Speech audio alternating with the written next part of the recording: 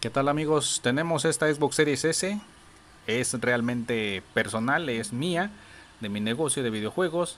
Y vamos a modificarla para que se parezca a la nueva Xbox Series S Carbon Black, que es en un color negro. También nosotros la vamos a modificar en el color. Vamos a ponerle un negro mate. Vamos a cambiar el LED de encendido a un color azul.